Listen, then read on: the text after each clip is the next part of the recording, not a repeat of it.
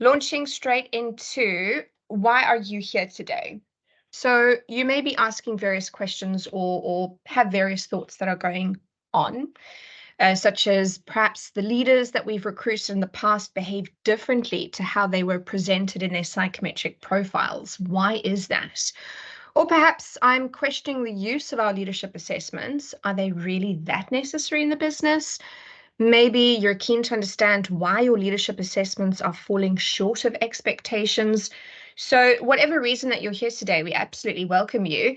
And yeah, round about now, I'd like to sort of open up the floor to invite you to share why you personally, if you want to, I mean, you don't have to, but why did you decide to attend this webinar today? What burning questions do you have that you'd appreciate me to answer? If there's anybody that wants to share that, and we did not mean to do that. Okay. I can quickly go in terms of what I'm expecting to learn more from. So for me, this is a relatively newer space, and I'm learning to get involved there in terms of how to build the best leadership assessment process, and a lot of back and forth on what psychometrics are helpful, how do you tie that into the assessment process, and what's the best way of then kind of making sure the leaders, I guess, doing well in the role in and aligning with the assessment as a whole as well. So just keen to learn about that. Amazing. Thank you. Okay, cool beans. So I'm going to do my best to address your questions and your answers. But like I said, let's grab some coffee after the webinar, sometime this week or next week, if we don't get to everybody's answers. So our agenda is split into 6 parts today. We're going to be doing a contextual framing first, looking at what is leadership assessment, interpreting leadership assessment results, the common pitfalls we may be experiencing, best practice, and of course, our Q&A session thereafter. So let's first do a little bit of contextual framing. And it starts with this lady. So I don't know if any of you know who this is. I know her name is over there. I personally absolutely love watching sort of docuseries. I don't know if anybody watched The Dropout. I absolutely loved it. My most recent favorite one was Painkiller, but we're not, delving into the world of pharmaceuticals today. This young lady, is Elizabeth Holmes, and she was an American former biotechnology entrepreneur. She attended Stanford University. She actually ended up dropping out. Between you and me, obviously don't know her personally, but anecdotally, I think she's a really bright person. She had massive ambitions. Steve Jobs was her absolute inspiration. And she wants to make an impact. And I don't think she had draconian intentions to begin with. I think she was pretty genuine. She wanted to change the world. But yeah, unfortunately, I think a number of factors probably took hold in terms of greed and so on and so forth. So essentially what Elizabeth Ann Holmes started was a company called Theranos. The company's core product was a device called Edison, and essentially they claimed that they could conduct comprehensive, complex diagnostic tests with just a drop of blood. So historically, even current day, we usually need a vial of blood or a couple of vials of blood to run those different tests. But she was claiming that with just one drop of blood, we could assess for, I don't even know how many hundreds or thousands of ailments with this amazing technology. She over here is pictured on the cover of Forbes magazine at her height of her career, when she was estimated to be worth about $4.5 billion US.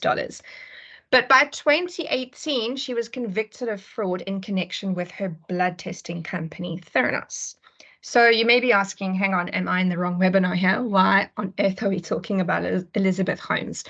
Well, the premise is that she commercialized a test. She made claims that the test could tell you things with a high degree of accuracy. However, when people started to pick things apart, they wanted some credible data, people started to ask questions. The research started to reveal that objectively and statistically, her test lacked predictive validity. Okay, there's a whole lot of complexity around sort of how this unraveled, but essentially that is what happened. So in the world of leadership assessments, you have to ask yourself, what if someone built a successful and popular assessment and claimed that, this was developed using sound psychological principles and methodology? Or you can be assured that our dedicated research and development teams have rigorously tested the validity and reliability of the model. But what if there's no published research that supports either of these claims? Or what if there is published research, but the marketing spin is just so fabulous that it kind of spun everything to make it look like it was more of a commercially viable assessment, like actually it's something that sets us apart. This does happen in real day, which leads me to my example. So I don't know how many of you have perhaps heard of the assessment, the insights discovery. Now, this is absolutely 100% not a platform for me to be slating any assessments whatsoever. I just want to be using this as an example of how to identify, how to sort of scientifically analyze if something is robust or not, right? So insights discovery, amazing assessment, like many other assessments that can be used in team dynamics. If you want a common language to share within a team, if you want it for personal development, introspection, but not similar to the MBTI and other type assessments, not good enough when it comes to making critical decisions such as leadership selection. Why is that? Okay, so this example, and this is available on their website. You can Google it today. It's there, right? It's their own data. And I just wanted to demonstrate how this has kind of been given a brilliant marketing spin in how to make this tool more commercially viable. So basically what they're saying is 74% of learners who have retaken this particular assessment have changed their profile in 2021, right? So that's 74%. That's 7 out of 10 people, or 70 out of 100 people, 700, whatever. 74% of people have changed their profile. So let's just imagine that you are measuring your blood pressure, right? So a year ago, I was pregnant. I bought myself a little blood pressure machine because I was feeling a little bit with the heat wave that we had last year. I wasn't feeling quite myself, and I wanted to track for myself my blood pressure. Now, if you've ever done a BP reading on yourself, you'll know that sometimes it fluctuates ever so slightly, but it's typically going to give you the same reading, give or take, consistently. Okay, and that was fine because I was using it for my own personal sort of knowledge. I wasn't using it for any critical medical diagnoses of myself, right? But now imagine like a BP machine is yielding vastly different results every time. Again, maybe that's fine if you're just using it for yourself, just for your own, I don't know, because you're curious. But from a medical perspective, if you're going to your GP's practice and their machine is yielding vastly different results every time, that's not a good thing, especially if, obviously in the world of medicine, you need to diagnose because it could be life-threatening, right? So typically you would want some sort of instrument to consistently be giving you maybe not always the same answer, but a very similar answer with a minimal degree of error, right? So, of course, you may be thinking, hang on, behavior does shift in time. Absolutely. It does, especially when we go through things like traumas, or even, traumas can be classified as good things or bad things. So getting married is a trauma, moving house, changing jobs, having children. Those are all considered traumas. And yes, we can go through shifts of behaviors, but typically, according to research, we generally see these shifts perhaps happen every several years. That's just rule of thumb. For some people, there may be some sort of shifts, and it's not your personality who's changing. It's perhaps just your value paradigm, your behaviors, your motivations, so on and so forth. But within 2 years, to see such a vast change is kind of telling me more like, oh dear, I'm questioning the reliability of this particular instrument. Okay. Questions that I'd probably ask Discovery Insights is how many people was in the sample? Okay, if it was a really tiny sample that was not representative of the broader population, perhaps, yeah, maybe chance was that they went through major shifts or traumas. But yeah, again, I don't know what the chances are of that, right? So within our realm of contextual framing, what we need to be aware of that, and this is anything in business, anything in a capitalist society, in my opinion, where there is revenue to be made, we just need to be aware that there are risks of exploitation, okay? And yeah, let's have a look at the market trends. How big is the market in the realm of psychometric assessments? So we see that the global assessment services market size reached £9.8 billion in 2021. That's a fair chunk of change, right? And it's expected to register a revenue compound annual growth rate, in other words, the CAGR, of 7.3% during the forecast period. So I did have to Google what a CAGR is. And it's basically a measure of the annual growth rate of an investment or an asset over a period of time, with the assumption that the investment has been compounding over that time. So that's what that is. Now, the psychometric test segment accounted for the largest revenue share in the global assessment services in the market in 2021. And these segments include your psychometric tests, coding tests, education tests, so on and so forth. But psychometric tests it's the biggest chunk of this particular market. Of course, our major players, well respected with the industries, is your Korn Ferry, your Pearson Education, Aon, Hogan Assessments, Talent Plus, IBM, so on and so forth. So the factors that are expected to continue to drive global assessments and this market growing is things like the rise in the number of competitive and certification tests, the surging demand for skills assessments for better employability, rapid expansion of the youth labor force, as well as the increase in the number of internet users that we have. The new normal, especially after COVID, is that historically people would come into assessments spaces and do contact sessions, where it's just becoming more and more and more normal and accepted for people to be completing these assessments in their own time, in their own space at home. So yeah, assessments there's big money to be made. Not saying that every assessment house has ill intentions, but just to recognize it's not the love of money, it's the root of money that is the root of all evil. So as I said, Chair, it's not all assessments that are the problem, but it's the possible misuse of them. Okay, that is the vulnerability that exists. So let's move on to our section number 2. I just want to keep an eye on time as well. So section 2, what is leadership assessment? So perhaps let's start with what is leadership? A definition of leadership. Leadership is a set of capabilities and behaviors that determine and drive the purpose, values, and direction of the business. Now, this is Blackmore Four's take on leadership assessment. But when we look at leadership, typically it is contextual. It happens in a context. It's not independent of its environment or circumstances. For leadership to take place, there can't be someone that's operating in isolation, because it is relational. Leadership involves influencing the behavior of others, and for that to happen, there needs to be some sort of relational activity. Leadership is about going somewhere. We don't just do it for fun, we're going somewhere. So it's anchored to a destination. The art and science of leading people has a fundamental implication that you are leading or you are being led somewhere.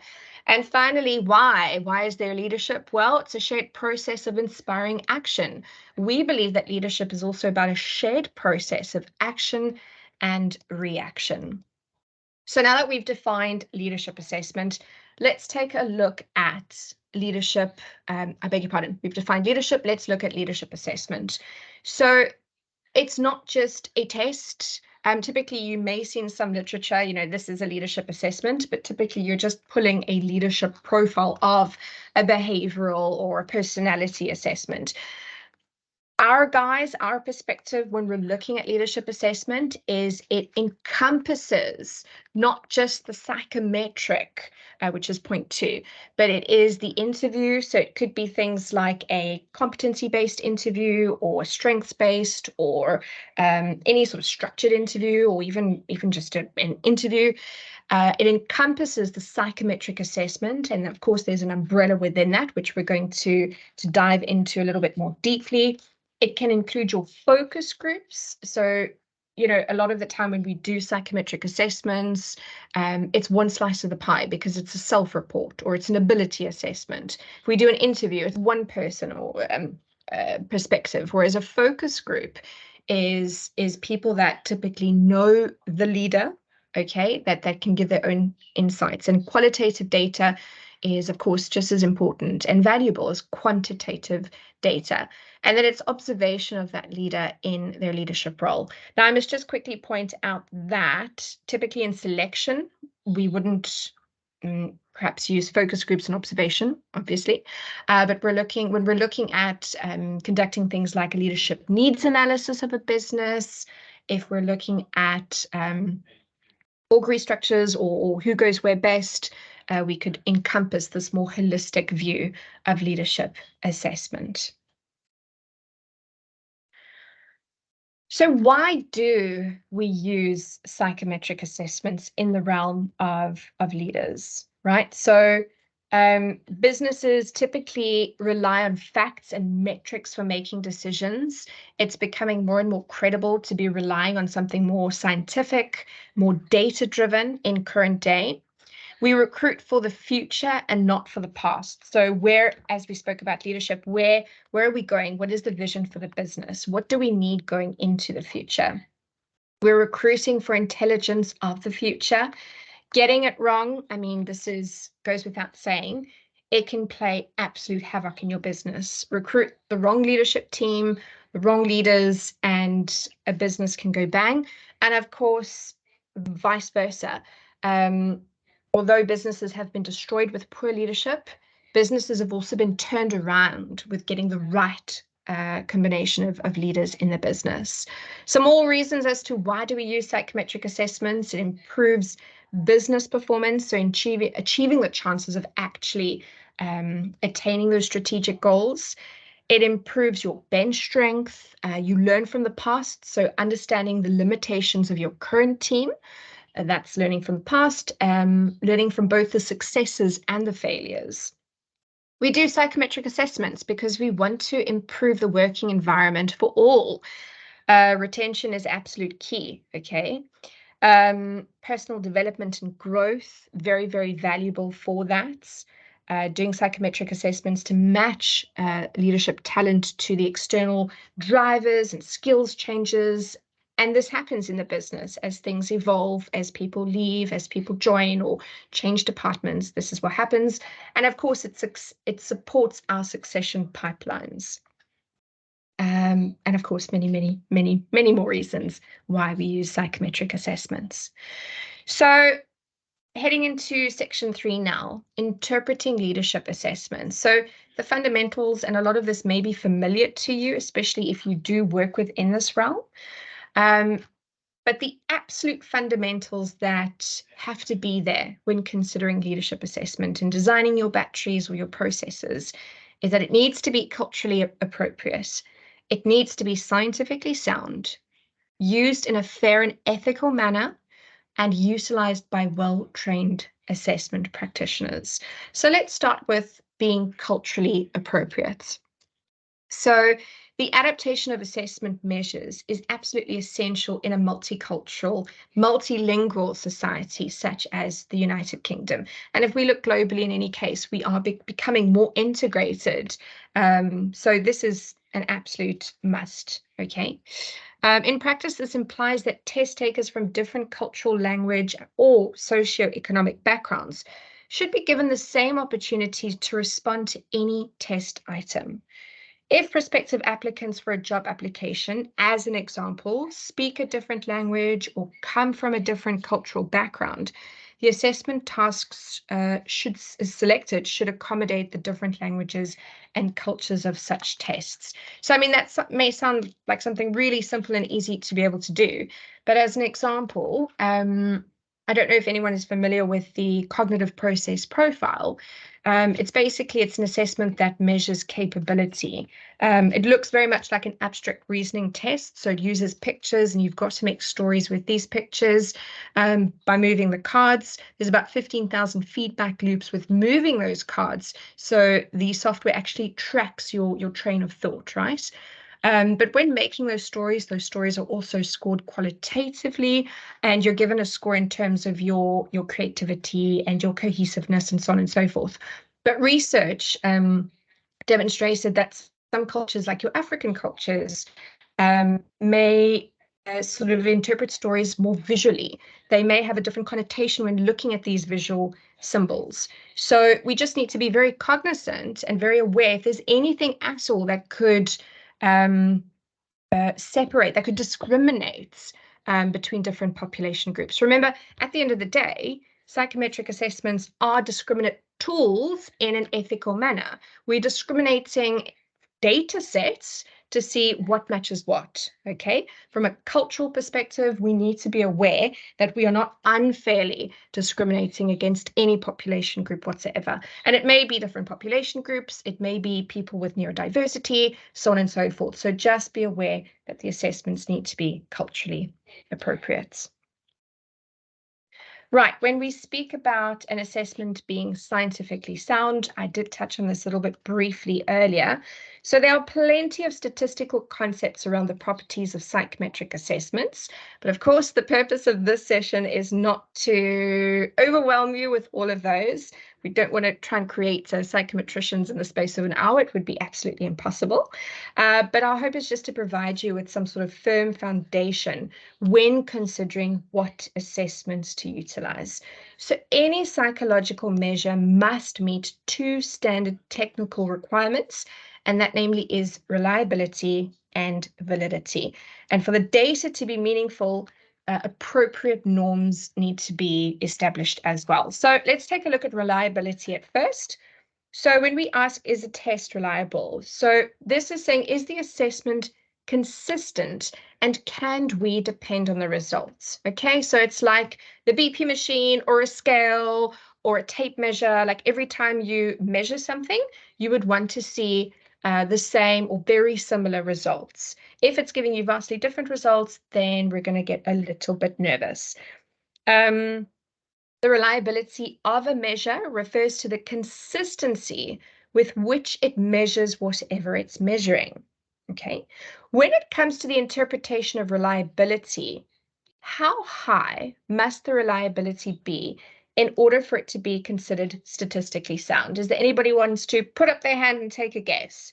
What is the ideal when it comes to reliability? What should that figure look like? Anybody want to give it a go? Guesses are welcome too. Not going to judge. 0.5. Who said that? Hello. Hello. What did you say? I said 0.5. 0.5.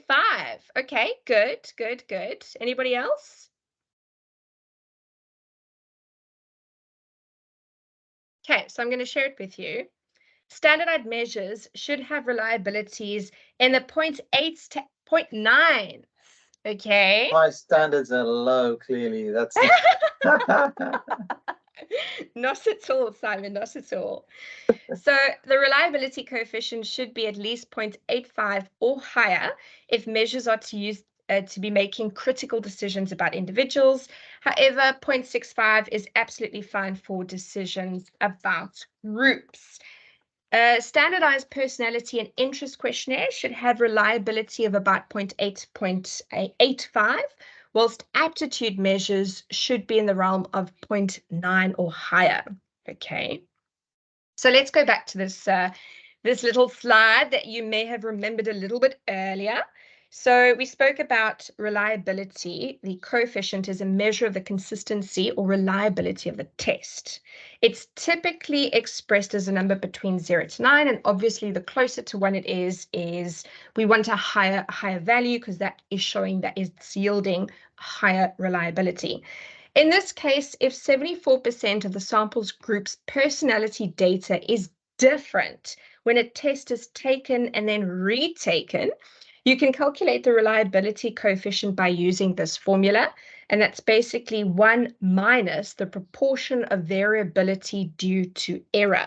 So in this above scenario, the proportion of variability due to error is 74%, which means that 74% of the differences in the scores between the two test administrations can be attributed to measurement error or other factors unrelated to the underlying personality traits. And that could be things like the traumas that we spoke about, or even something that happens on the day. Perhaps somebody is just really not feeling well, or perhaps they, I don't know, had a bumper bashing in the morning, anything that really impacted them. But like I said, a sample of people to all change their profiles in the space of 2 years, highly improbable.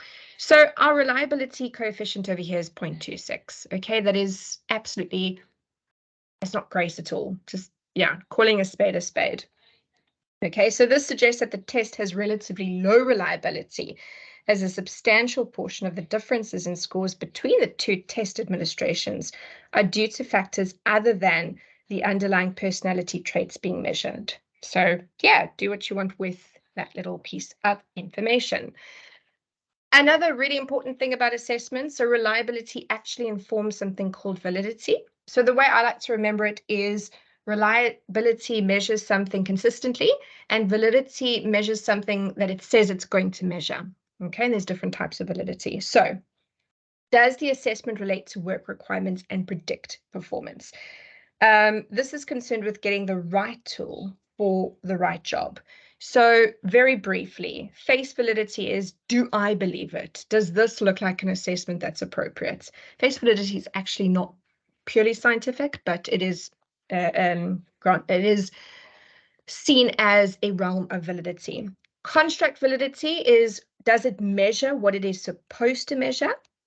Content validity, is the content relevant for the job?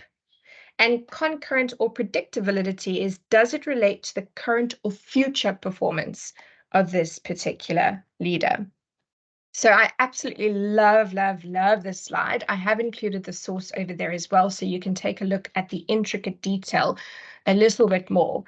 But, typically when I look at assessment batteries that have been used, that are used, what makes me pretty nervous is when we are basing critical decisions on one test, maybe two tests or whatnot. So according to research, the most scientific, robust approach to leadership assessments, in fact, all assessments for critical decisions such as selection, is if you have a holistic approach, okay?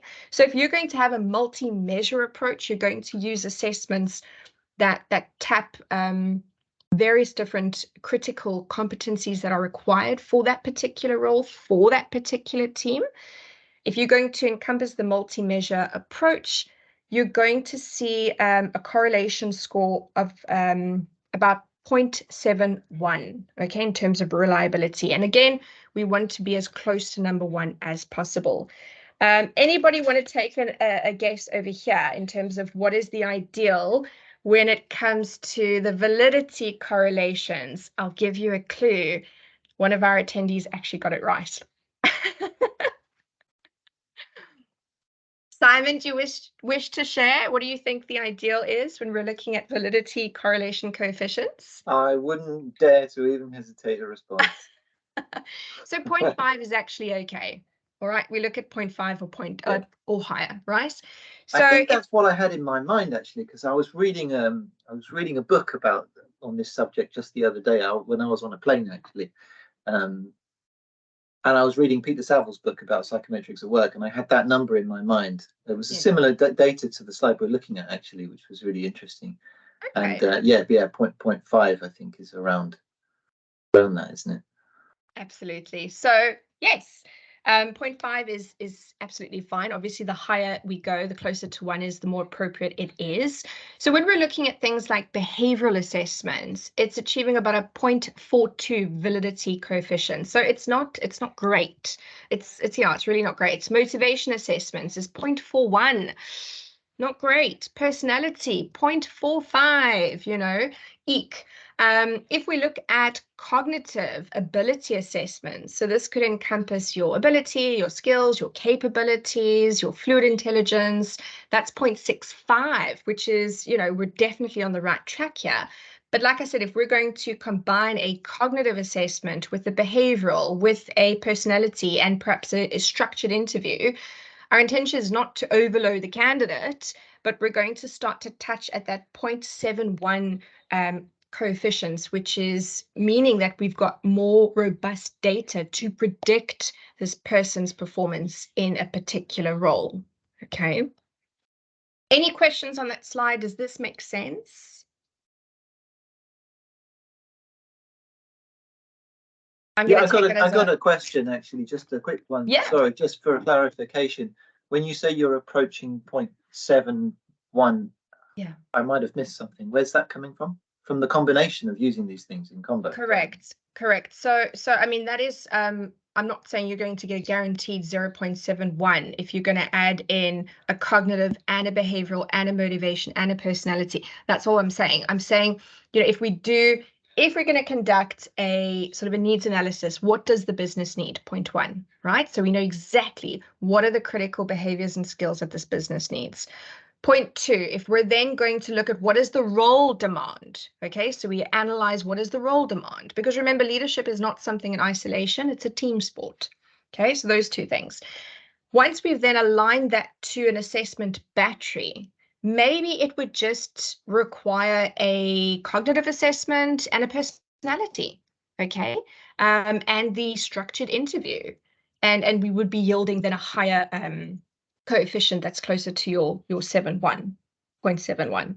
So it's really just about aligning. It's not about using every assessment possible, okay, to assess a person. We don't want to overload our candidates, but it's ensuring that you firstly know what skills that you're trying to tap, skills and competencies, and number two, that you're aligning and matching that to the assessment battery that you've chosen. And that assessment battery actually demonstrate robust data. Does that answer your question, Simon? Certainly does. Fabulosity. Let's have a look at the norm group now. So we've looked at reliability, we've looked at validity. Let's take a look at the norm group. So this refers to a specific group of individuals whose performance in a particular test or assessment is used as a standard or a baseline to interpret those scores. So let's take a really silly example and say, so I'm 1.69 centimeters tall, and I would presume that is an average height. So I would be on the mean on that little bell curve because I'm an average height. Let's say I went to a Scandinavian country, and I know typically, that population group can be quite tall. I would probably be sitting on the lower end of that bell curve, right? So I wouldn't be typical. I wouldn't be on the mean. I wouldn't be average. I'd probably be below average. I'd be quite short, okay, to put it plain and simply. Perhaps if I went to a Far Eastern culture, I would then be considered quite tall, okay? So norm groups are really important because it maps how we perform on something against the population group, okay? So, if you say, cool, I got 85 out of 100, maybe this is, maybe that sounds absolutely fantastic, but if only 3 people took the test, that's not really a representative norm group of the population, right? So norm groups are important to understand data mapped against a context. So it's also very important. And if you've ever scored psychometrics in your careers, I've worked for consultancies in mine, you always then select your appropriate norm group to ensure that that data is brought to life and it is meaningful. And then lastly, it's really important that assessments are utilized, interpreted, administered, so on and so forth, by well-trained assessment practitioners. So as you may or may not know, in the UK, the British Psychological Society, or in other words, the BPS, provides guidance and standards for the use of psychometric assessments to ensure that they are going to be used appropriately and ethically. So to administer and interpret these assessments, individuals typically need to complete some relevant training to obtain their qualifications. And these are split into 4. So you can get an assistant test user. So this is where the person just administers the assessments. You've got your test user for occupational ability. So this is where people can administer, score, and interpret ability assessments. You've got test user for occupational personality, same thing, except you're using personality assessments. And then you've actually got a specialist in test use, which I didn't know about this until recently. This is a higher qualification offered by the BPS, which is typically for those who are involved in the adaptation, development, or research of psychometric assessments, which is really interesting. So to gain these qualifications, you have to undergo some training courses, followed by an assessment of competence. Once qualified, you are then expected to adhere to the BPS's Code of Good Practice for psychological testing and, of course, their ethical guidelines. What's really interesting, so I'm from South Africa, and in South Africa, it's very different. It's actually incredibly difficult to go down the route of psychometrics. So very competitive to get into the course. Once you do get into the course, it's a specialist course. And so you do it through university, and then you've got to do 960 practical hours, and then you've got to write a board exam, which is our equivalent to the HPCP, right? Ours is called the HPCSA. Whereas I found when I came to England and I kind of did my conversion, or not conversion, but my equivalent, it took me 2 days. So yeah, it's really interesting for someone with my background that looked at, you know, it was really intense coming from where I come from to coming to England, and it made me think of things like, you know, what happens if somebody does this 2-day sort of course? Are they as well equipped? Do they feel as well equipped to be making these critical decisions? I don't know. I don't know if anybody else has anything to share with regards to that.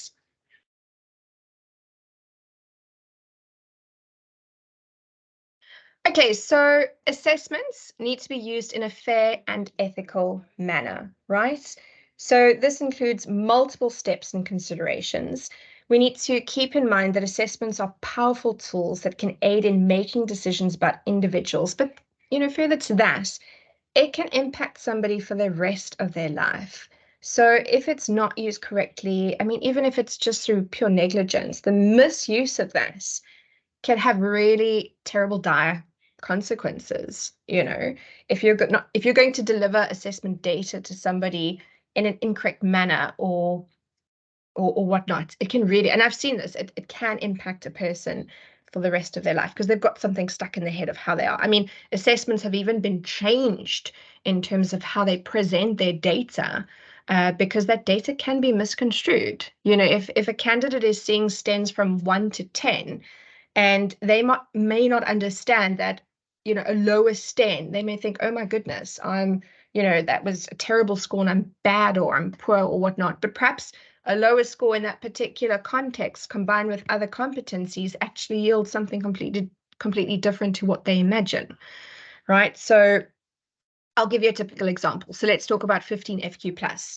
The competency within the 15 FQ plus with conscientiousness, one would imagine it would be ideal to be highly conscientious because then typically, you know, you are meticulous, you're working really hard, you're working with speed, you're working with accuracy and precision, so on and so forth. But did you know on the 15 FQ plus, when combined with other data, if we are looking with someone with high capability, that's very strategic in their orientation, if they're low on conscientiousness, that's actually seen as something that's perhaps good in that particular context because it means that that particular person is not being withheld. And I say this all with caution because even with our fictitious example, we would need to look at all the data. But that particular person is not being constrained by getting immersed in the detail because of the lower score in conscientiousness. So it's such a delicate science and art form in terms of looking at the various different competencies and how they talk to each other. Okay, so yeah, in the wrong hands, the stuff can be incredibly dangerous and scary. Okay, let's move on.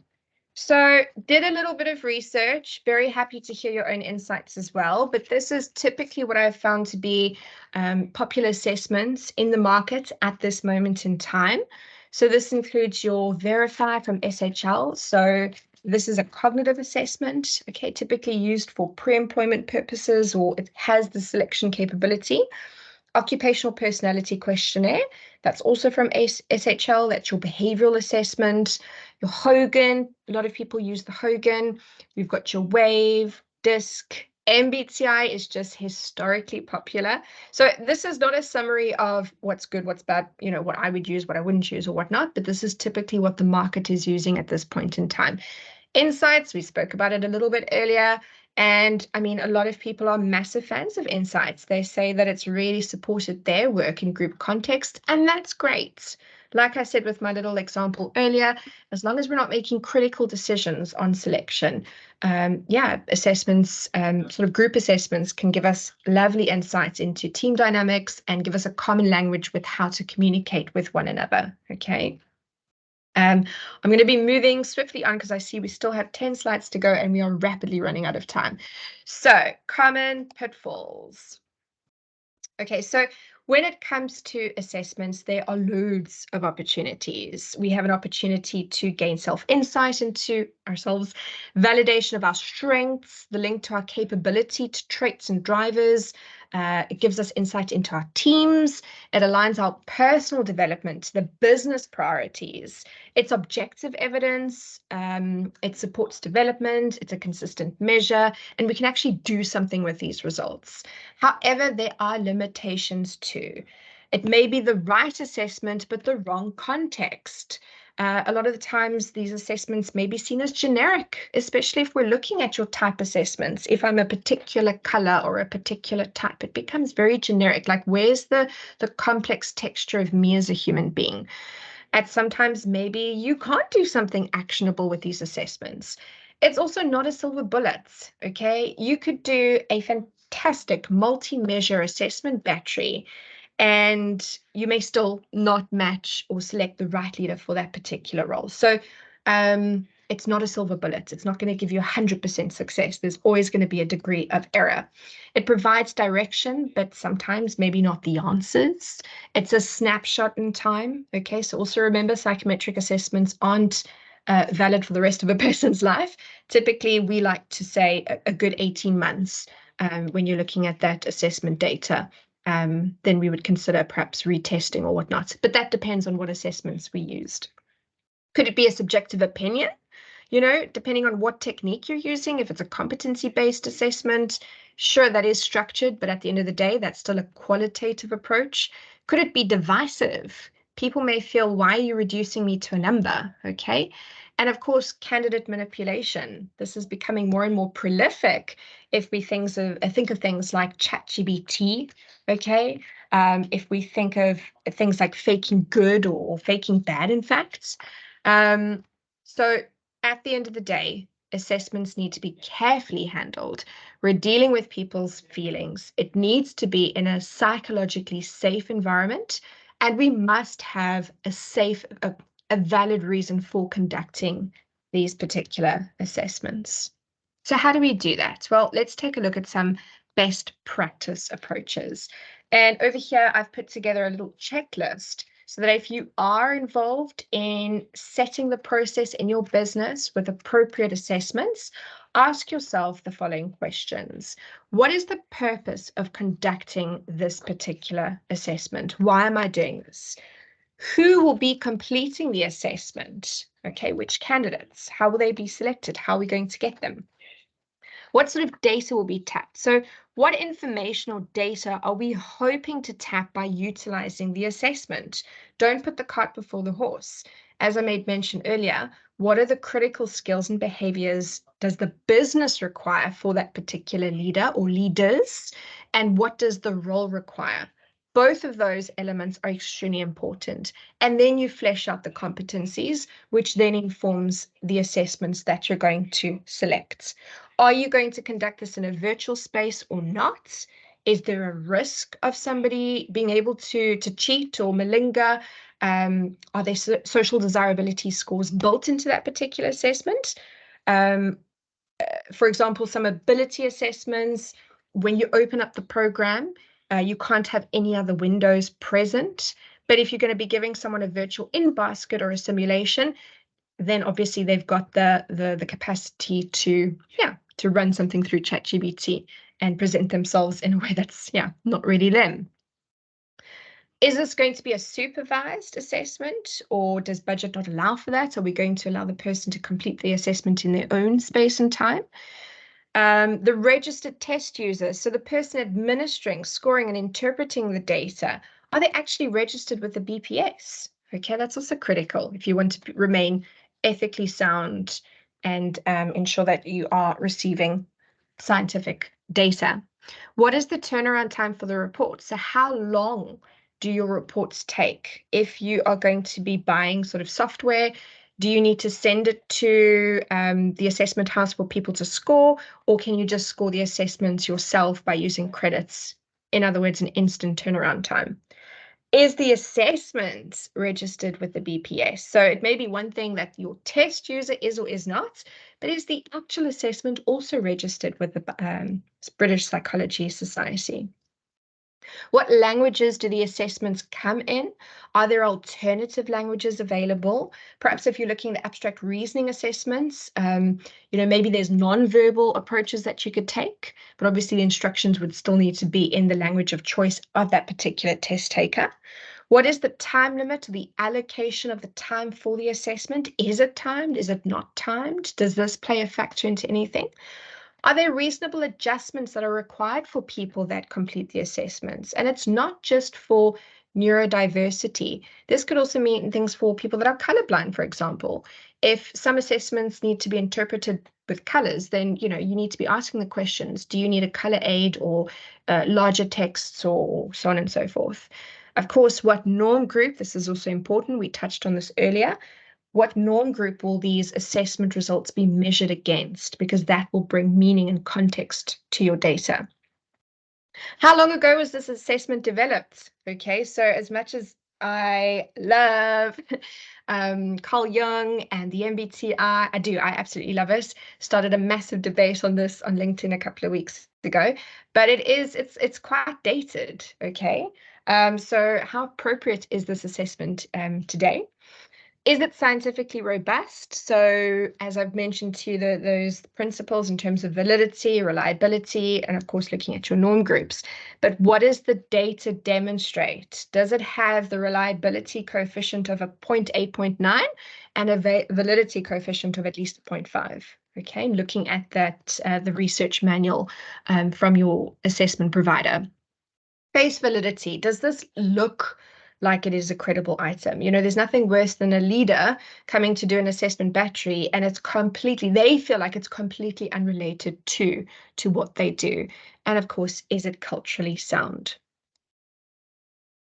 So at the end of the day, when designing your assessment batteries, the fundamentals of leadership assessments, you need to ask yourself, what are you assessing? Okay. It's important to watch out for bias creeping in at any stage. You need to have identified and defined the leadership skills and behaviors relevant for your business, or chosen a suitable leadership model against which you're going to assess against.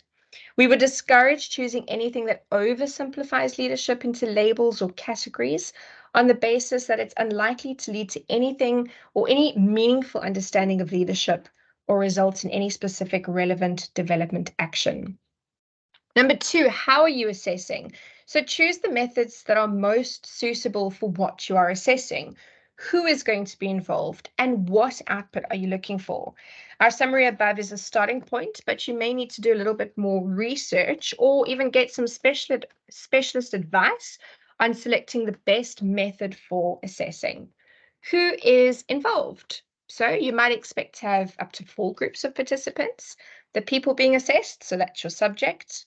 The people providing input into the assessment, that's the managers, peers, or subordinates.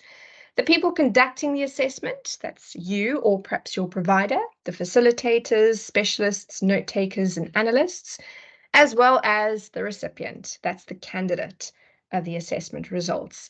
It's important to be clear from the outset who is going to be in which group and what they should expect. Finally, be objective, do not make it personal. We've suggested that leadership is an organizational attribute. Treat it as any set of skills and behaviors that can be acquired and developed by anyone. If you don't think someone has any of the relevant skills to lead, don't ask them to lead, but also don't ask them to complete an assessment just so that you can use this as a communication tool. Like, oh, you see, sorry, you're not appropriate because this data said so. Leadership skills and behaviors play a critical role in any business, but you need to start by identifying the specific attributes that are relevant for your own business. It's equally important to make sure your assessments of leadership is conducted fairly and in a manner that promotes participation in improving relevant leadership capabilities rather than judging, isolating, or labeling individuals. I've said it before, and I'm going to say it again, that leadership is a team sport. It requires collective participation to make it better. Identify your needs, assess your capability, and then develop the skills and behaviors that will have the greatest impact on your business. Let's have a look at the time. 3 minutes to spare. Does anybody have any questions or comments that they would like to make? I have a quick question, and thank you as well for this. It was really helpful just to kind of get an overview of the entire process, and for all the information you shared. My question is mostly around how we can account for neurodiversity and different disabilities or mental health conditions within an assessment process. Because just as I'm kind of working with my team to develop that for us internally and kind of help leaders on their journey, this is a question we get asked very often on how do we account for that? Because like you said, they get attached to STEM score and then they get lost in the highs and the lows of the score. So what's the best way to, navigate through that? So at the beginning of the assessment, during your briefing session, it's important to, and I've seen this established in most processes in any case, but it's important to ask the person if they require any reasonable adjustments based on anything. And sometimes people don't want to disclose that, but ensuring that it is a psychologically safe environment to say that. Perhaps they don't want to say what it is, if it's dyslexia or whatnot, but just, ensuring that if they do need any reasonable adjustments, you are privy to that. And then typically, a lot of the time you may need to interpret your results qualitatively.